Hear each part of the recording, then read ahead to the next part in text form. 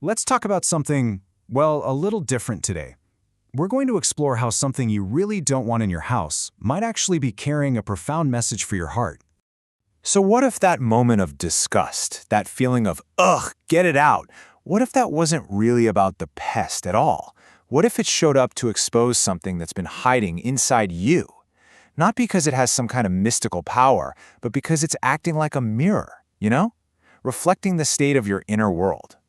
And I want to be super clear here. This has nothing to do with superstition or thinking that insects are some kind of magic omen. Not at all.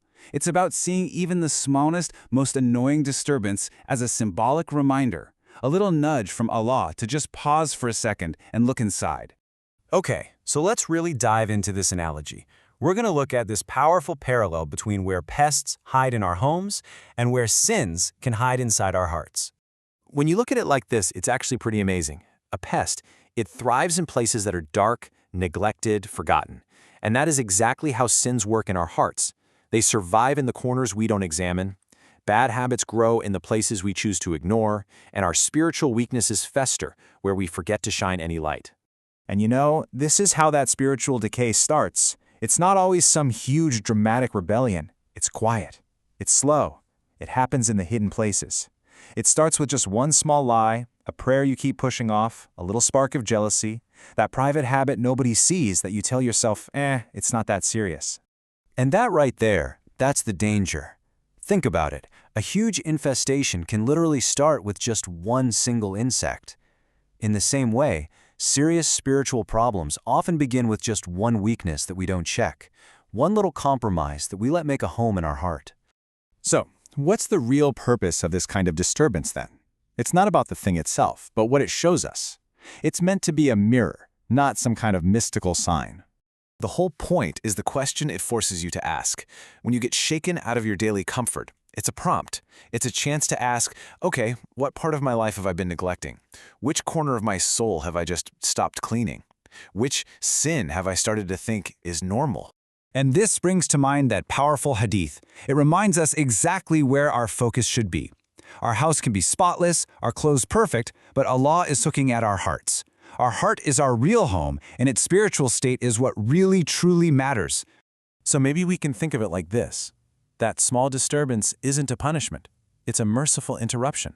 It's a gentle wake-up call, sent so that you have a chance to deal with a small problem before it turns into a huge spiritual collapse. Right, so if we've gotten the wake-up call, what do we do next? This section is all about the practical steps, about how to actually go about cleaning our spiritual house. The answer always starts with light. Praying with real attention that shines a light into your heart.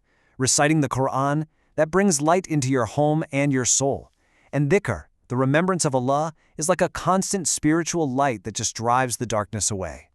Then you have to do the active cleaning, getting rid of those hidden sins, whether they're on your phone or just in your thoughts. And finally, sincerely repent. A believer isn't someone who is perfect. A believer is someone who always returns to Allah, again and again. And that's the real key, isn't it? It's all about maintenance. You don't clean your house just one time and then expect it to stay clean forever. It's the same with our souls. The soul needs regular purification to stay alive and healthy. It's this constant, beautiful process of coming back. Okay, let's bring all of this together with one final and, I think, really crucial reflection on where the real danger is. Just look at this comparison for a second. It is so telling. When we see a pest, what do? We panic. We clean, we spray, we seal up the cracks. We take immediate action. But when a sin enters our heart, so often we negotiate with it. We let it hang around. We tell ourselves, oh, it's just a small thing. We have this urgency for physical cleanliness that we just don't seem to have for our spiritual cleanliness. And the real danger isn't just the sin itself. It's getting comfortable with it until the darkness starts to feel normal. So this leaves us with a challenge, really. A powerful shift in how we see things. The next time anything unpleasant disturbs your peace, try to reframe that initial question. Instead of just thinking, how do I get rid of this problem? Ask yourself, what is this reminding me to repair inside myself? And that's the final thought. The real, lasting danger isn't the temporary problem you can see with your eyes and clean away. It's the spiritual mess that crawls, unnoticed, through your heart. And the real cleanliness, the kind that Allah loves, that always begins on the inside.